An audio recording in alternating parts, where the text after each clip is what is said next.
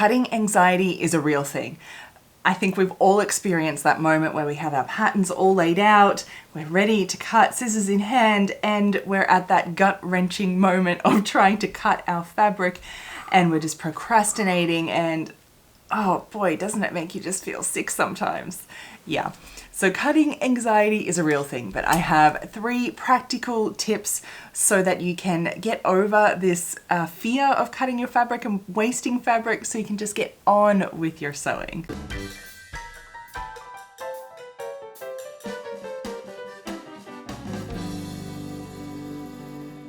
Welcome back, my friends.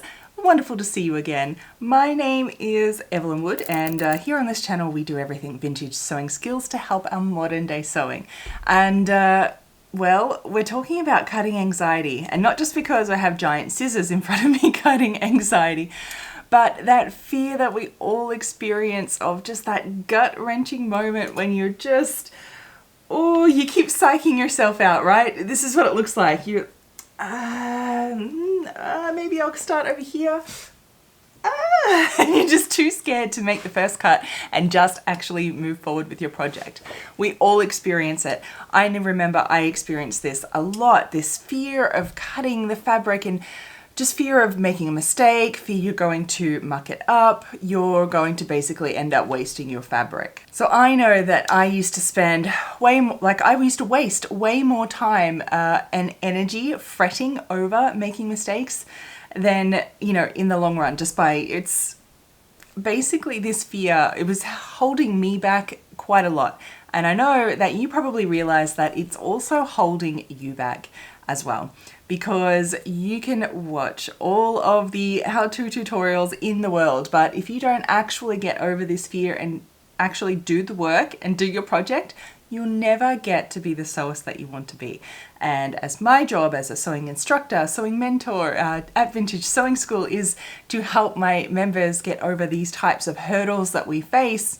Because as I said, no matter how many tutorials you watch, if you don't actually make the first cut and get on with your project, you'll never get to that to the end of the road, so to say, and have that garment in front of you. So let's talk about 3 practical things that have worked for me to sort of get over this fear of making the first cut. And our first one is to make a test or a sample first. So this is also known as the TOILE, the MOCKUP, the Muslin.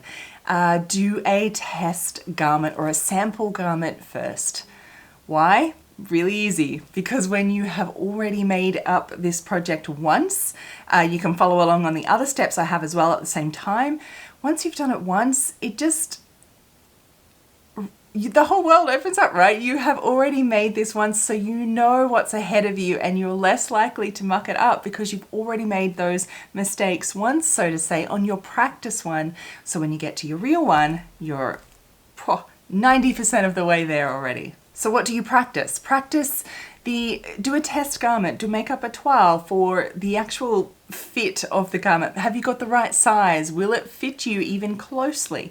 So you actually practice that and test that. If you're at the stage where you're making adjustments to your patterns and altering things, you need to test all of those changes that you've made, because I know they don't turn out always mathematically perfect the first time.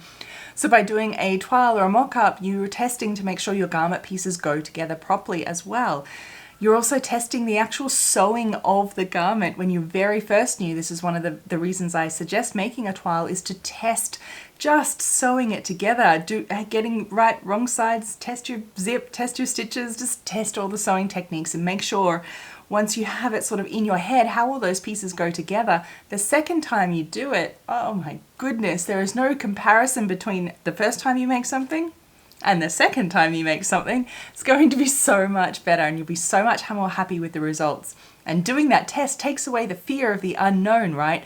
You know the pattern pieces are going to go together. You know it's going to fit you reasonably well, at least enough that it's not a total loss and you can't fit and tweak it once it's in the fabric that you want in your shell. You know that you'll still be able to make a wearable garment out of it.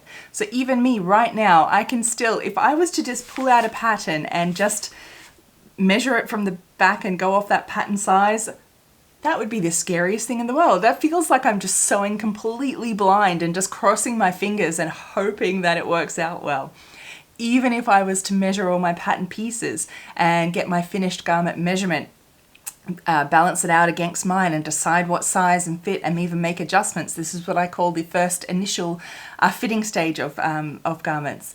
Even if I was to do all of that without doing a sample, I would still feel like I'm kind of winging it and just seeing what happens, right? I would still do a test to make sure that it is the right fit, the right everything before I go ahead and cut it out in my really nice linen that I don't want to ruin. I would still do that because otherwise it feels like I'm sewing blind. And I know that that's the feeling for you too. And I know that when you start making these test pieces, it just makes you so much more comfortable and confident moving forward with that one-of-a-kind, expensive fabric, whatever it might be that you just don't want to ruin or waste or, you know, feel like you're making mistakes with and ruin it. I have made a few videos recently on toiles.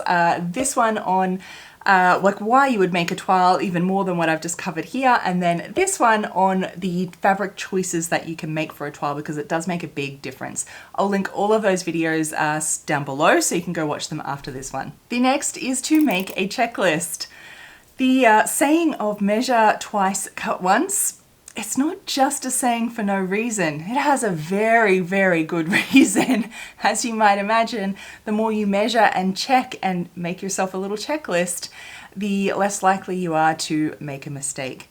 So what do I mean by a checklist? It can mean many things. If you have made up your toile, your sample garment first, you can at the same time give yourself a checklist to make sure that you have cutting out all the right pattern pieces, that you've made all the changes that you want, and all of those things. You can tick them off. Even if this is your first one and you're doing this for your toile, you should still make a checklist. So double check. Have you actually read all of the instructions all the way through? I always suggest that you do this because then it gives you the 10,000 foot view, so to say, of what you're doing, so you can plan ahead a lot better, and you'll know if you've forgotten to cut something out or you didn't prepare something like this. They always come up when you know what's ahead of you. So have you checked off your pattern pieces? You should always circle all of the pattern pieces that are relevant to you and your style that you're making. Tick them all off. Are they all on your layout here? Have you checked to see how many you need to cut of each? Write all this down in a list, literally a list if you need to. You know, cut 2 of these for interfacing. How many times have we forgotten that? So double check and make sure that you're cutting the right amount of pieces of each of them. Check your grain lines, check the folds, make sure, double check. Measure twice that these are all as they should be, and you don't accidentally cut something on, you don't cut it on a fold when it needs to be, and all of this. Again, hence why making a sample and a test one first mitigates any of these issues right now. But measure twice, cut once. Make yourself a checklist. Make sure you have all the pieces, all the size, everything is done. I promise you, I am a very list kind of person, but it really does help to be able to tick, tick, tick, tick, tick, and you mentally know that you're sort of crossing everything off, and it just takes away a bit of that fear because you've got all of the little ticks where they should be. The next strategy I use is called the "so what then" method. So basically, let's shine a light on all these fears, because as you know, often when you do that, they just tend to disappear. And this is like life advice, not just sewing advice. So what do I mean by this? Let's ask yourself, what's the very worst thing that could happen? And so what then? Let's do this in real time. So we're sitting here, scissors in hand, ready to cut. And then you're just terrified, procrastinating, that gut-wrenching fear comes in. Just put down the scissors a moment and then ask yourself, let's shine the light on this. What are you really afraid of? What's the worst thing that could happen? All right, so you could cut out the wrong pieces maybe, or you've cut out the wrong size. Something like this. You're cutting out pattern pieces wrong for some reason, and let's say there's no more fabric to make it up afterwards. You know, you've only got this amount, and then the whole thing's ruined. Is that really the very worst thing that could possibly happen? It's not really that bad. Okay, so what then? Let's have a look at that. What then? Then you know what size to make next time. You know what changes to do differently next time. Maybe go back, do a test, do a sample, make a checklist, all these things for your next one. And you can just start again and get some new fabric and just start again. See, it's not really that big a deal, is it? Let's do one more. So let's say you're, still fear of cutting it out, but all that goes well. You're scared that you're going to sew it together and it just be a disaster. You've unpicked like 15 times and it turns into this frayed up, horrible mush, and you end up scrunching it up and throwing it in the corner and you never want to see it again. We've all done this. So what's the worst thing that can happen? You scrunch it up into a ball and throw it in the corner and never look at it again? Okay, so what then? If that's the worst, it's not really, it's just fabric, right? It's not the worst thing that can happen. So if that is, then again, you've figured out how not to do it at very least. And as long as you take your lessons from what you're doing, you haven't made mistakes at all. It is all part of the process. That is how we learn, is by making these mistakes. So what then? Say it's ruined and you can't salvage it. You could use that fabric for some rags, for little interfacing pieces, for random bits of other, maybe little patch pockets on something else. You could reuse that fabric for bits and pieces and scraps and here and there. And you can take your lessons learned from that one, take a breather first, apply them, and now you'll know what to do differently next time. Maybe you do need to do a sample first. Count that one as your sample, because you'll know what to do differently next time to keep moving forward. And really, it's just fabric, right? It won't bite you, I promise. It's nothing bad will really happen. It's just fabric and you can get more. It's not a big deal. And so by using the So What Then method, it kind of helps you to, then you can list out and take action to minimize the chance of those things happening.